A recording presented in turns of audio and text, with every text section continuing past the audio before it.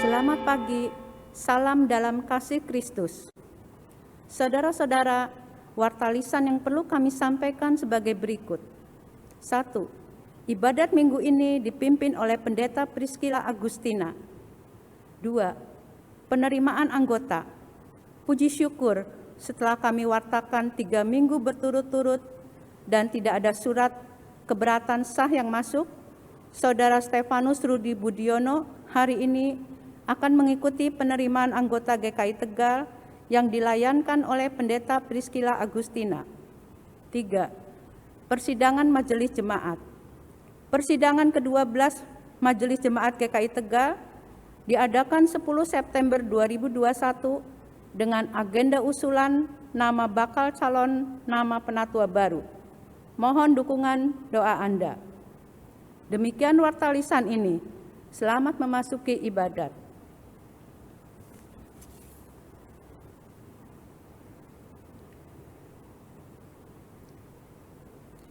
Saudara-saudara yang diberkati oleh Tuhan, mari bersyukur karena Tuhan tidak pernah lelah memberkati kita setiap hari.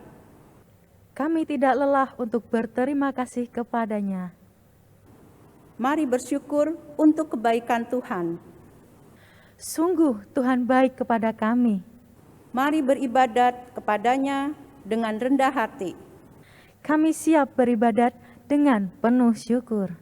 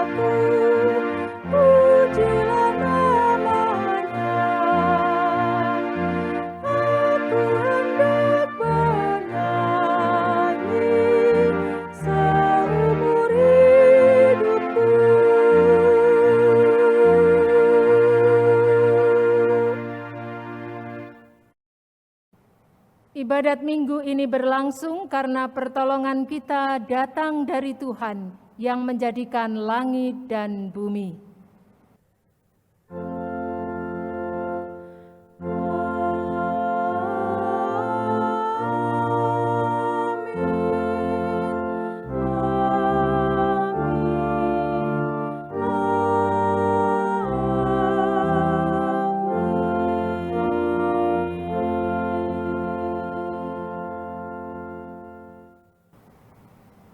Tuhan beserta saudara. Dan beserta saudara juga. Salam kasih untuk saudara-saudara. Sungguh bersyukur kita dapat berjumpa kembali meskipun secara virtual. Kiranya ibadat minggu hari ini dapat meneguhkan kembali tekad kita untuk mewujudkan iman dalam praktek hidup setiap hari. Tema ibadat adalah iman dan perbuatan. Nas pengantar dari Yakobus pasal 2 ayat 17 berkata, "Demikianlah juga halnya dengan iman. Jika iman itu tidak disertai perbuatan, maka iman itu pada hakikatnya adalah mati."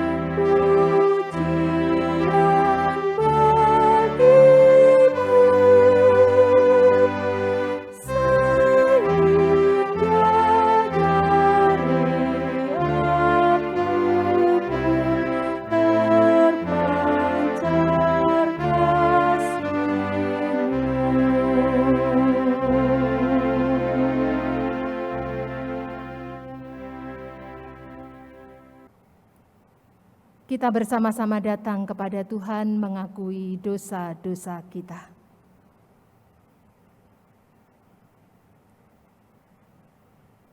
Ya Bapa, di hadapan-Mu kami mengaku bahwa kami masih hidup egois, hanya memburu kesenangan diri kami sendiri. Belum banyak yang kami kerjakan untuk Tuhan dan sesama, juga bagi gereja. Kami mengaku bahwa kehidupan yang kami jalani belumlah menjadi contoh yang baik. Kami masih senang dengan perseteruan, perselingkuhan, masih suka berjudi, dan melakukan kecurangan-kecurangan. Kami memilih bersekongkol dengan dosa. Ya Tuhan, ampuni kami. Kasihanilah kami Tuhan. Amin. Saudara-saudara, hidup kita kotor oleh dosa. Tetapi jika dengan segenap hati kita menyesal dan mau bertobat, maka Tuhan berkenan berbelas kasih dan memperbarui hidup kita. Yesaya pasal 1 ayat 18b mengatakan, "Sekalipun dosamu merah seperti kirmisi, akan menjadi putih seperti salju. Sekalipun berwarna merah seperti kain kesumbah, akan menjadi putih seperti bulu domba." Demikianlah berita anugerah dari Tuhan. Syukur kepada Allah. Damai besertamu.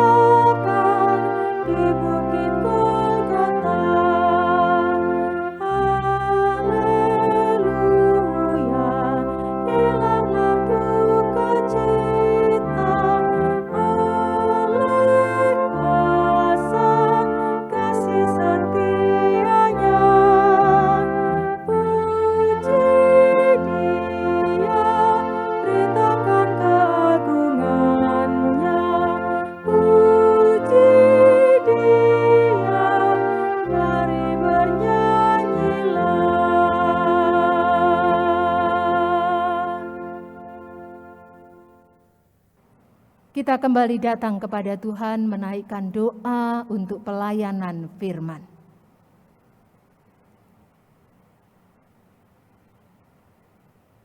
Ya Tuhan, ketika kami merenungkan firman-Mu, pada saat yang sama dengan berbagai cara, iblis juga berusaha membelokkan hati dan pikiran kami dari firman-Mu. Sering kami membiarkannya dan mengalah, sehingga firman Tuhan berlalu sia-sia. Saat ini kami mohon Roh Kudus menolong kami untuk tetap memiliki hati seorang murid yang baik, yang selalu siap menerima pengajaran dari Sang Guru Agung, yaitu Tuhan Yesus Kristus. Amin.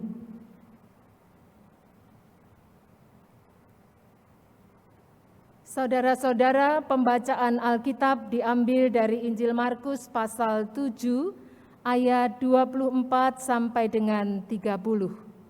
Markus pasal 7 ayat 24 sampai dengan 30. Lalu Yesus berangkat dari situ dan pergi ke daerah Tirus.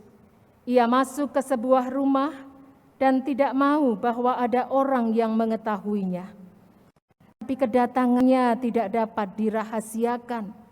Malah seorang ibu yang anaknya perempuan kerasukan roh jahat segera mendengar tentang dia, lalu datang dan tersungkur di depan kakinya. Perempuan itu seorang Yunani, bangsa Siro-Fenisia. Ia memohon kepada Yesus untuk mengusir setan itu dari anaknya. Lalu Yesus berkata kepadanya, "Biarlah anak-anak kenyang dahulu, sebab tidak patut mengambil roti yang disediakan bagi anak-anak dan melemparkannya kepada anjing." Tetapi perempuan itu menjawab, "Benar Tuhan, tetapi anjing yang di bawah meja juga makan remah-remah yang dijatuhkan anak-anak." Maka kata Yesus kepada perempuan itu, "Karena kata-katamu itu, pergilah sekarang, sebab setan itu sudah keluar dari anakmu." Perempuan itu pulang ke rumahnya, lalu didapatinya anak itu berbaring di tempat tidur, sedang setan itu sudah keluar. Demikianlah Injil Yesus Kristus. Berbahagialah mereka yang mendengarkan firman Allah dan yang melakukannya. Haleluya.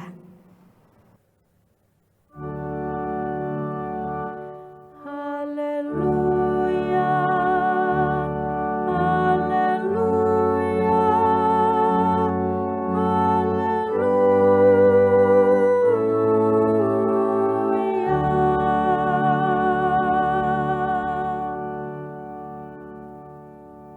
Saudara-saudara seiman yang dikasihi oleh Tuhan Yesus Kristus, saya mengajak kita sejenak kembali mengenang atau mengingat masa-masa ketika di negara kita ini hiruk-pikuk mempersiapkan pilpres atau pemilihan presiden.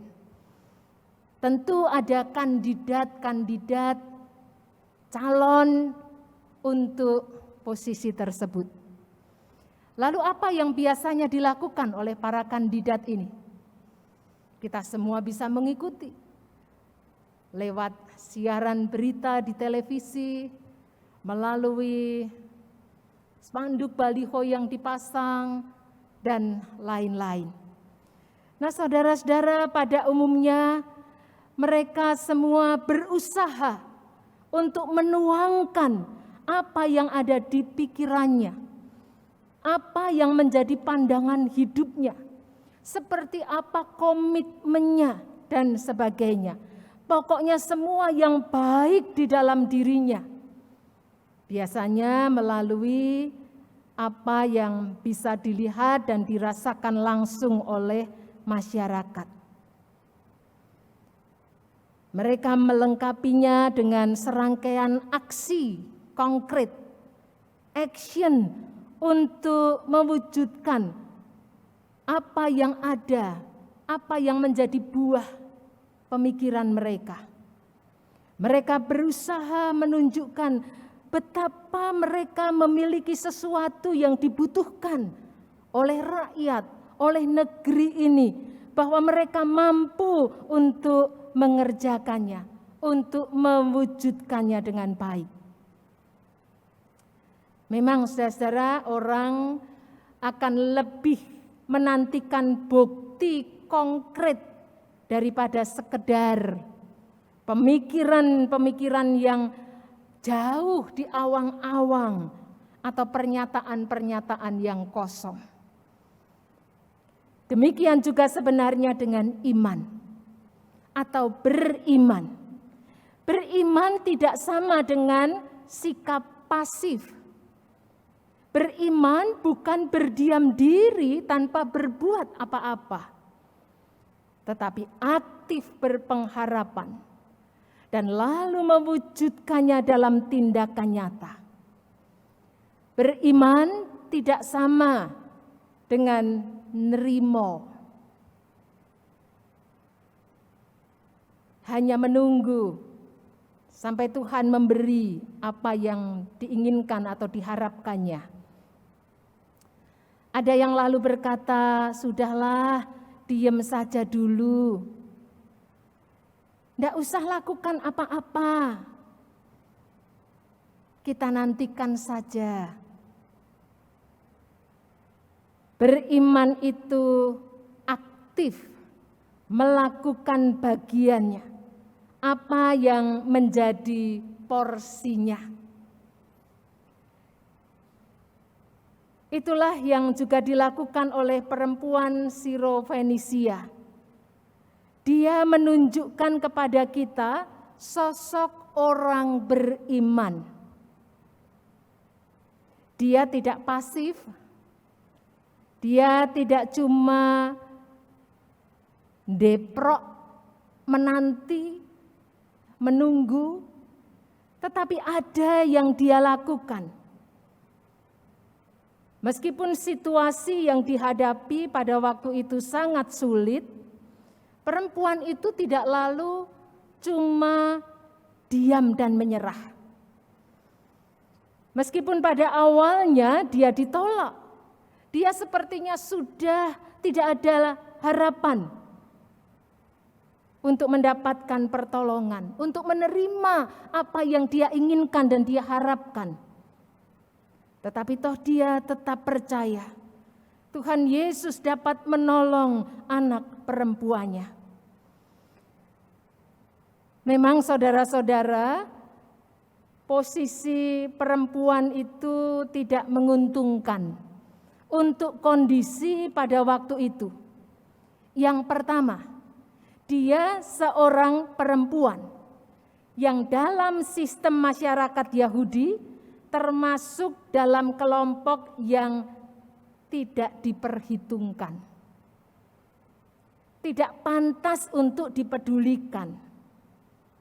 Yang kedua, perempuan ini seorang Yunani. Artinya kaum di luar Yahudi. Dan itu berarti tidak termasuk dalam kelompok umat yang layak mendapat bagian keselamatan. Itu sebabnya dia dipandang rendah. Status dan keberadaannya tidak menghalangi dia untuk menunjukkan pengharapannya, imannya yang besar kepada Tuhan Yesus. Hal ini nampak melalui tindakannya. Dia terus memohon pertolongan. Biarpun Tuhan Yesus sudah menegur dengan keras pada ayat 27. Biarlah anak-anak kenyang dahulu, sebab tidak patut mengambil roti yang disediakan bagi anak-anak dan melemparkannya kepada anjing. Yang dimaksud anak-anak adalah kaum Yahudi yang dipandang pantas untuk didahulukan, untuk diutamakan. Sementara di luar Yahudi, termasuk perempuan Sirofenisia itu adalah kelompok yang tidak pantas mendapatkannya. Tetapi perempuan itu dengan rendah hati menyadari siapa dirinya, sambil tetap menaruh percaya kepada Tuhan Yesus. Dia yakin orang seperti dirinya masih dapat menerima berkat Allah, meskipun harus melalui orang Yahudi yang sudah lebih dahulu menerima berkat itu. Inilah beriman. Memang saudara-saudara, dari tindakan perempuan tersebut, Tuhan Yesus dan orang-orang di sekitar lalu bisa melihat betapa besar iman perempuan itu. Seandainya perempuan Sirofenesia itu tidak melakukan sesuatu, tidak ada aksi, tindakan, aktivitas yang dia lakukan sebagai wujud dari apa yang dia imani, maka tentu orang lain tidak akan belajar apa-apa dari imannya. Memang iman adalah fondasi hidup orang percaya. Orang sulit melihat fondasi sebuah bangunan, bukan? Tapi dari kualitas bangunan yang ada di atasnya, orang tahu seperti apa kualitas fondasinya.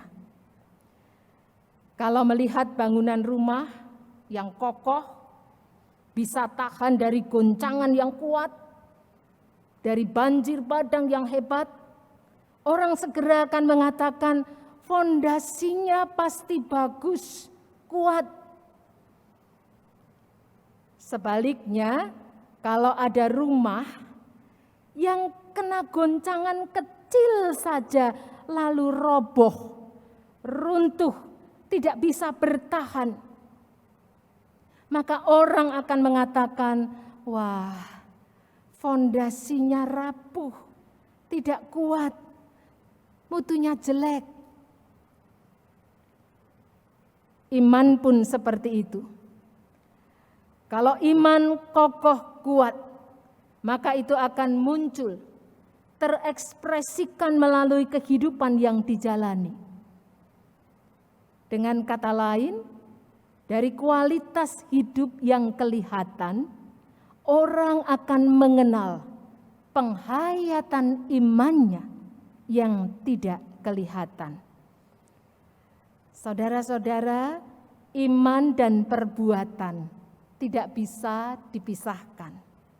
Keduanya menunjukkan kesatuan yang nampak di dalam praktek hidup setiap hari.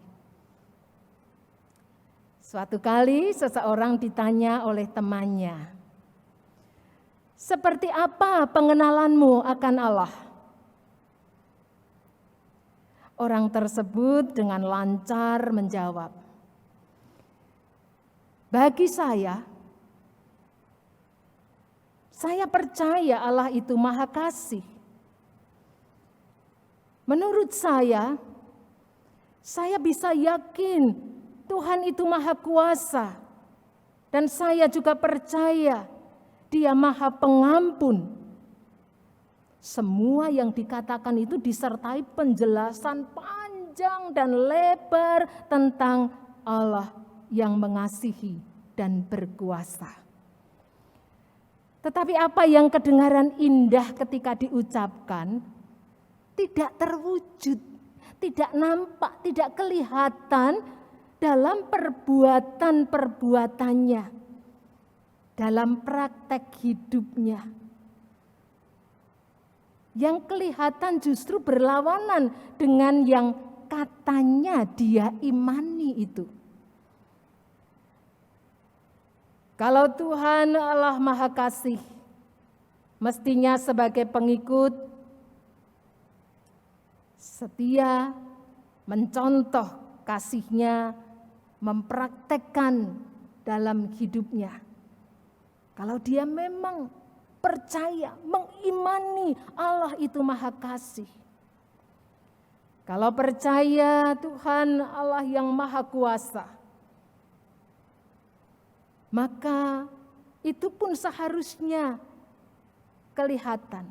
Tapi ternyata selalu saja tidak bisa percaya, tidak mau berserah penuh kepada Allah, selalu ragu, tidak menaruh percaya kepada Tuhan, tapi lebih percaya pada dirinya sendiri atau kekuatan lain di luar Tuhan.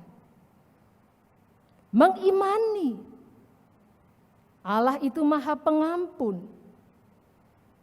Jika begitu seharusnya apa yang diyakini itu juga terwujud, nampak melalui perbuatan dalam hidupnya. Tetapi ternyata dia justru selalu berkata, Allah itu baik loh. Dia mengampuni kesalahan setiap orang yang mau bertobat. Tapi dirinya sendiri tidak mau mengampuni. Lebih suka mendendam. Itulah sebabnya saudara-saudara, gereja seringkali gagal memberi kesaksian yang baik.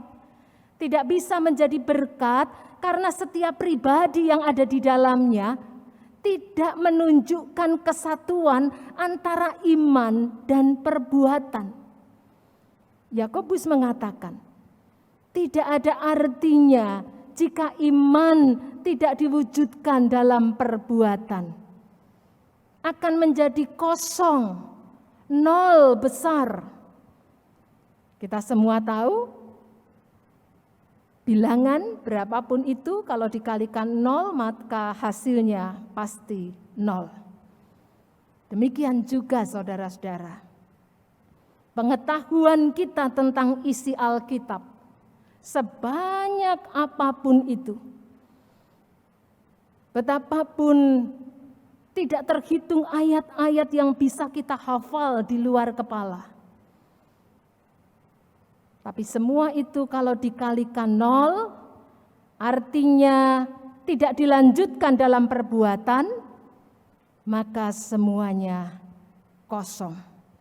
Hasilnya juga 0 besar. Apa gunanya? Tahu bagaimana berdoa yang baik. Percaya ada kuasa di dalam doa, tetapi tidak melakukannya. Apa gunanya hafal 10 perintah Allah? Percaya bahwa itu akan menuntun hidupnya.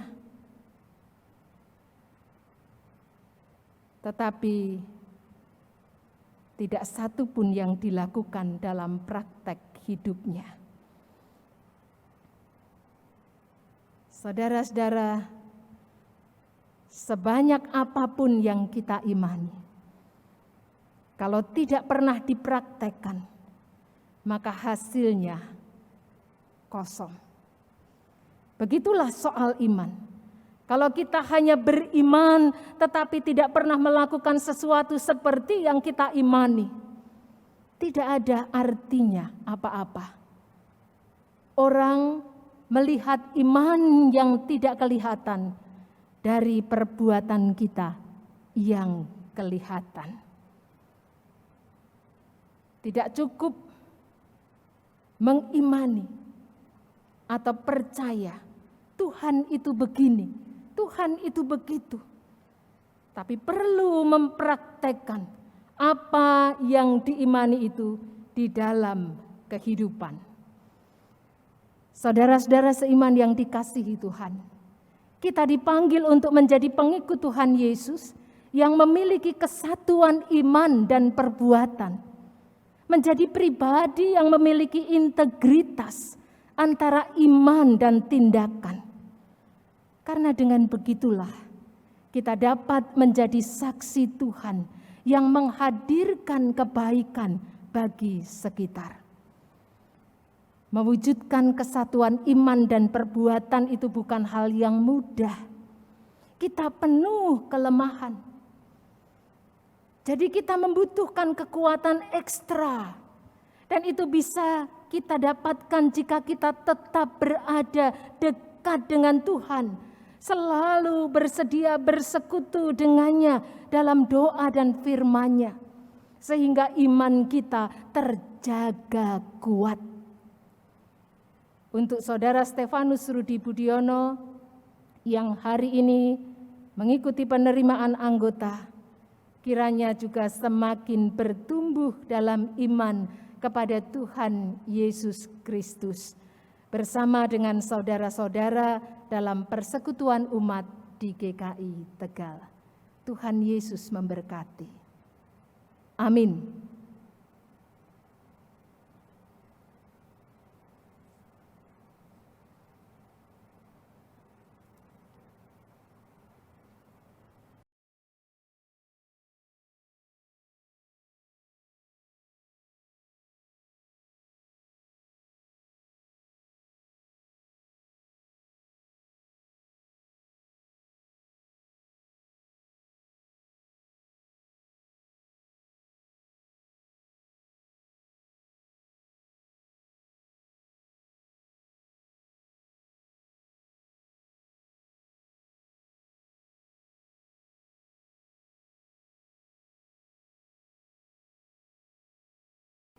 Saudara-saudara, kini akan dilayankan penerimaan anggota bagi Saudara Stefanus Rudi Budiono yang memohon menjadi anggota GKI.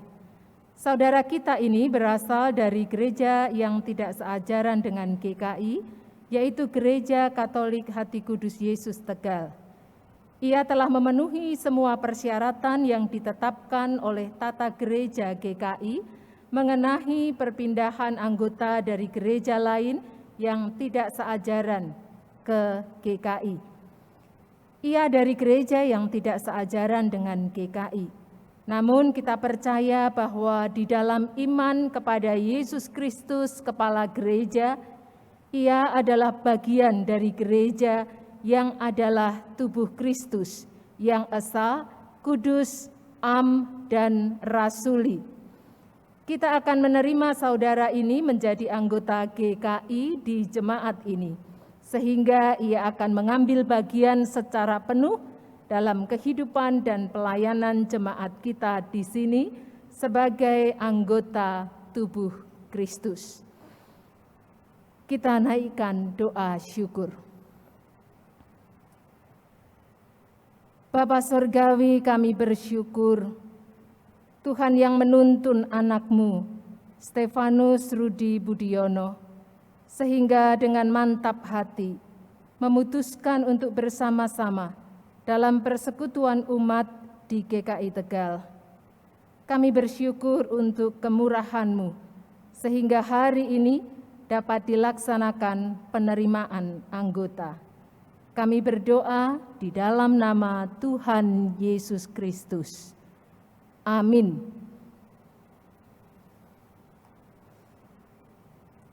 Saudara yang akan diterima sebagai anggota, saya minta untuk berdiri. Sekarang akan dilayankan penerimaan anggota bagi saudara, supaya nyata di hadapan Tuhan dan jemaat-Nya bahwa saudara sungguh berketetapan untuk menjadi anggota GKI. Hendaklah saudara menjawab pertanyaan-pertanyaan ini. Apakah saudara dengan sungguh-sungguh ingin menjadi anggota Gereja Kristen Indonesia? Apakah saudara berjanji untuk menerima dan menaati ajaran dan tata gereja-gereja Kristen Indonesia? Apakah saudara berjanji untuk dengan setia mengambil bagian dalam mewujudkan persekutuan serta melaksanakan pelayanan dan kesaksian selaku anggota Gereja Kristen Indonesia? Apakah jawab saudara Stefanus Rudi Budiono? Ya, saya ingin dan berjanji. Jemaat Tuhan, mari kita mengikrarkan iman kita bersama dengan saudara yang diterima sebagai anggota. Bersama dengan gereja dari segala abad dan tempat, kita mengucapkan, Aku percaya kepada Allah, Bapa yang Maha Kuasa, Khalik langit dan bumi, dan kepada Yesus Kristus, Anak yang tunggal Tuhan kita, yang dikandung dari Roh Kudus, lahir dari anak darah Maria, yang menderita sengsara di bawah pemerintahan Pontius Pilatus, disalibkan, mati dan dikuburkan, turun ke dalam kerajaan maut. Pada hari yang ketiga, bangkit pula dari antara orang mati, naik ke surga, duduk di sebelah kanan Allah, Bapa yang Maha Kuasa. Dan dari sana ia akan datang untuk menghakimi orang yang hidup dan yang mati. Aku percaya kepada Roh Kudus, gereja yang kudus dan am, persekutuan orang kudus, pengampunan dosa, kebangkitan orang mati, dan hidup yang kekal. Amin.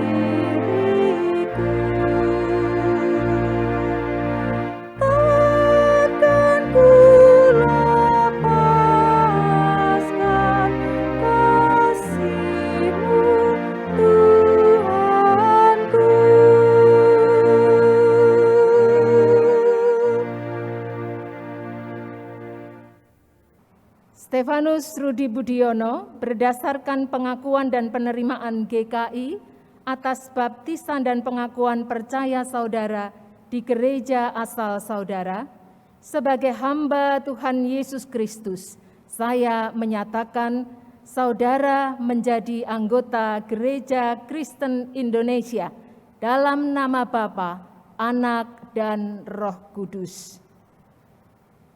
Sekarang terimalah berkat Tuhan. Allah sumber segala kasih karunia yang telah memanggil saudara dalam Kristus kepada kemuliaannya yang kekal, melengkapi, meneguhkan, menguatkan, dan mengokohkan saudara. Dialah yang empunya kuasa sampai selama-lamanya. Amin.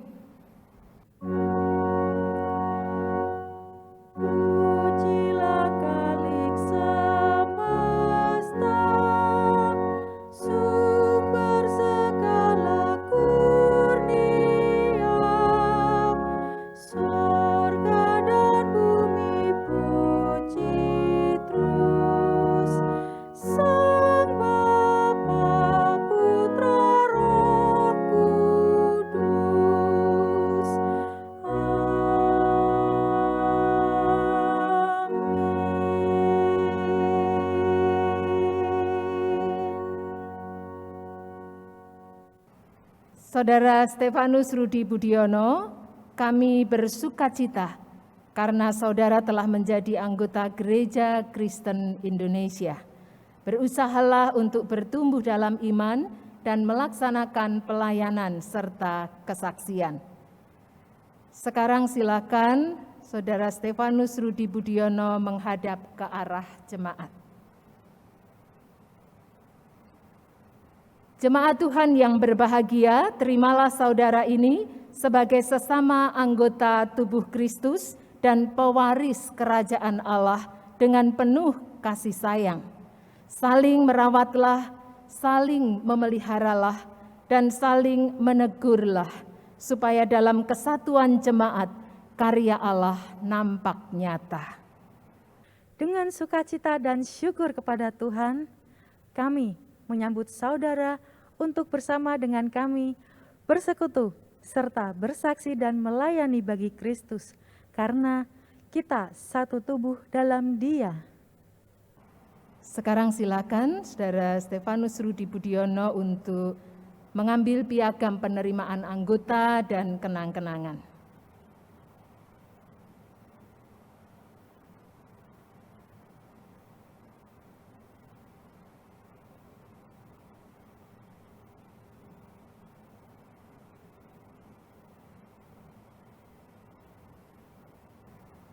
Kita bersama-sama menaikkan doa syafaat. Dan nanti akan kita akhiri dengan menyanyikan doa Bapa kami.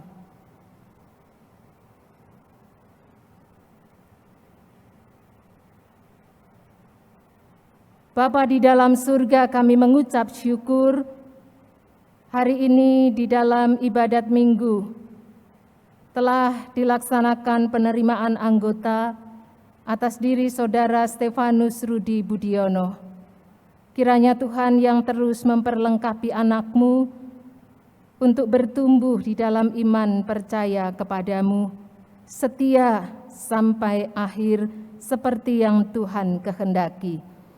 Tuhan juga menolong kami semua sebagai sesama anggota tubuh Kristus, sebagai saudara di dalam kasih Tuhan, untuk saling merawati dengan kasih yang dari Tuhan.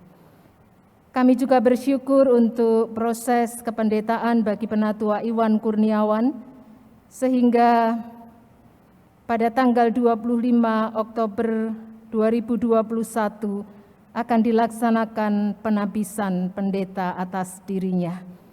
Tuhan yang juga terus menolong, memperlengkapi dalam proses yang masih panjang yang harus dijalani. Kami juga berdoa untuk panitia penabisan pendeta. Tuhan menolong memberkati sehingga setiap hal boleh dipersiapkan dengan baik.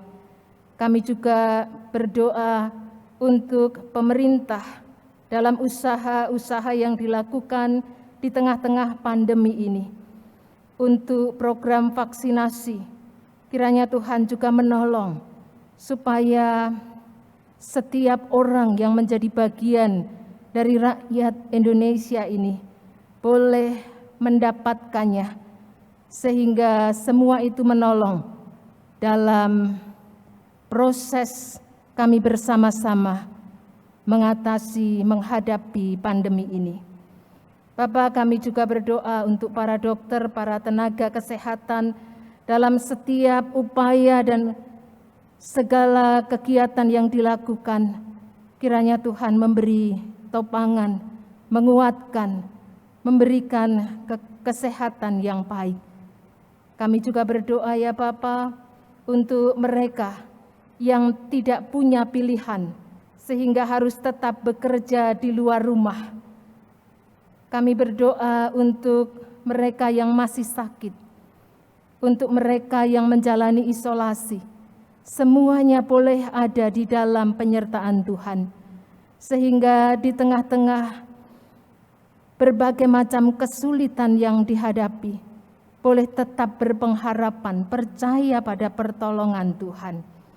Bapa, kami juga berdoa untuk mereka yang berduka, yang harus kehilangan orang-orang yang dikasihi dalam kehidupan mereka. selama pandemi ini begitu banyak air mata. Kiranya Tuhan memberikan penghiburan yang menguatkan. Kami juga berdoa bagi mereka yang masih terus berusaha untuk bangkit kembali karena usahanya, bisnisnya terdampak pandemi. Ya Tuhan, kami ingin membawa seru doa syafaat kami ini kepadamu, karena hanya di dalam Engkau ada pertolongan dan kekuatan. Kami naikkan doa ini di dalam nama Tuhan Yesus yang mengajar kami berdoa.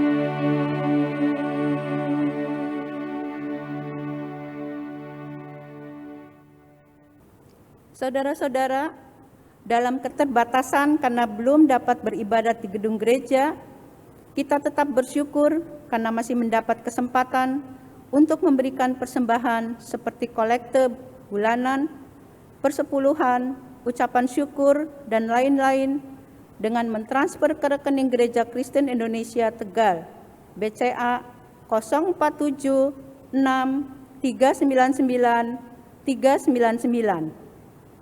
Saudara-saudara juga dapat memasukkan persembahan ke kotak persembahan di depan kantor gereja pada jam kerja, Senin sampai Jumat, pukul 8 sampai 13. Majelis Jemaat GKI juga mengembangkan QR, kode standar pembayaran nasional atau QRIS, untuk mempermudah saudara-saudara dalam memberikan persembahan, sehingga saudara dapat memberikan persembahan melalui aplikasi uang elektronik seperti M-Banking, GoPay, OPPO, Dana, Sakuku, dan lain-lain. Bagi saudara yang kesulitan mentransfer atau tidak bisa bepergian, Majelis Jemaat GKI Tegal dapat melayani pengambilan sampul-sampul tersebut ke rumah saudara. Silakan menginformasikan atau menghubungi melalui SMS atau WA 0856 6688 246. Bagi anggota dan simpatisan GKI Tegal Pos Jemaat Slawi, kolekte, persembahan bulanan atau syukur, dan lain-lain dapat ditransfer ke rekening BCA 3622123 atas nama Laura Dwiyanti. Saudara-saudara, hidup kita sesungguhnya adalah ibadat kepada Tuhan. Semua milik kita berasal dari kemurahan-Nya. hati kita seharusnya melimpah dengan pujian bagi Dia. Inilah persembahan yang berkenan kepada Tuhan. Di dalam Mazmur 34 ayat 2 dan 3 tertulis, "Aku hendak memuji Tuhan pada segala waktu. Puji-pujian kepadanya tetap di dalam mulutku. Karena Tuhan jiwaku bermegah. Biarlah orang-orang yang rendah hati mendengarnya dan bersukacita."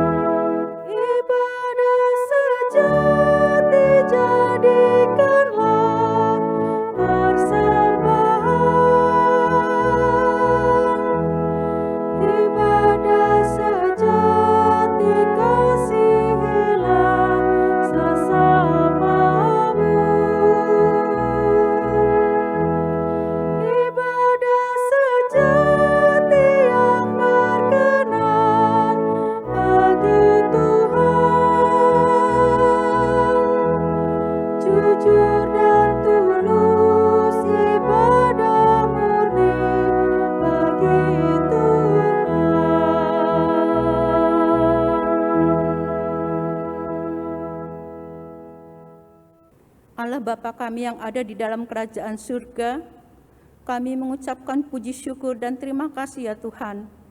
Tuhan yang selalu memelihara kehidupan kami, Tuhan yang selalu memberkati kehidupan kami. Terima kasih Tuhan, pagi hari ini kami membawa persembahan yang mana semuanya berasal dari Tuhan juga. Kiranya Tuhan memberkati persembahan ini supaya dapat dipergunakan untuk segala keperluan yang diadakan di rumah ini. Tuhan, terima kasih. Berkatilah persembahan ini ya Bapa. Kami serahkan hanya di dalam nama Tuhan kami Yesus Kristus, Allah dan Juru Selamat kami yang hidup. Amin.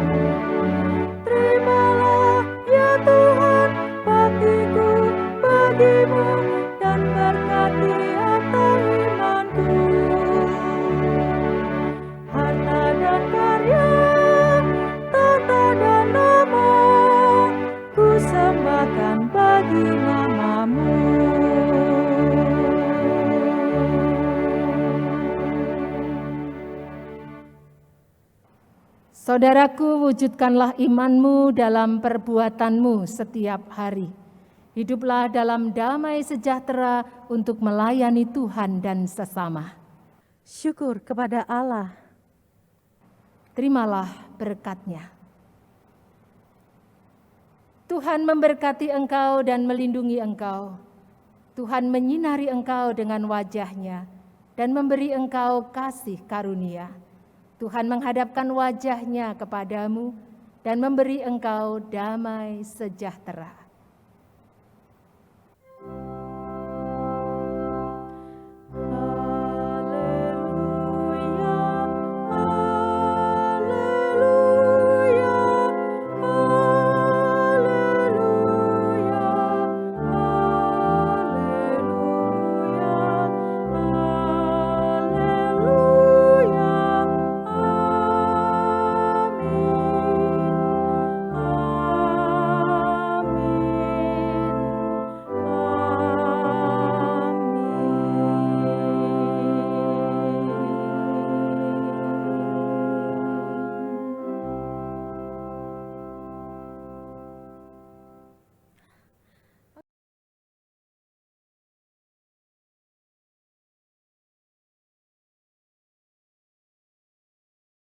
Pandemi belum berakhir.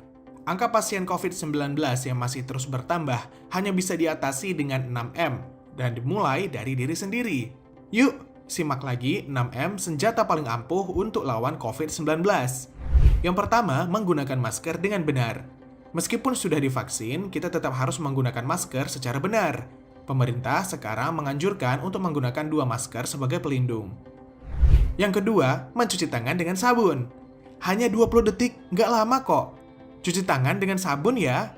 Boleh menggunakan hand sanitizer apabila sedang tidak memiliki akses untuk mencuci tangan dengan sabun. Yang ketiga, menjaga jarak. Eits, jangan mendekat. Jaga jarak setidaknya 2 meter dengan orang lain. Hal ini akan meminimalisir terjadinya transmisi virus. Pastikan jarak aman ya. Yang keempat, menghindari keramaian. Nah, kalau menerapkan jaga jarak, otomatis harus menghindari keramaian. Hindari keramaian seperti mall, pasar, apalagi pesta. Kita nggak mau ada pertukaran droplet kan?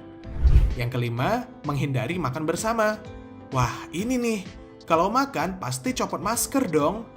Makan bersama, apalagi saling berhadapan dan bicara, berpotensi untuk terjadinya penularan virus corona. Jadi, makan sendiri-sendiri dulu deh. Yang keenam, mengurangi mobilitas. Kalau nggak penting-penting amat dan nggak darurat, mending di rumah aja selama bisa dilakukan dari rumah. Misalnya WFH atau sekolah online. Dengan di rumah saja, kamu sudah membantu mengurangi transmisi virus. Nah, dengan melakukan 6M ini, kamu sudah membantu para tenaga medis dalam menanggulangi wabah COVID-19. Yuk, jaga kesehatan dan terapkan protokol kesehatan yang ketat ya.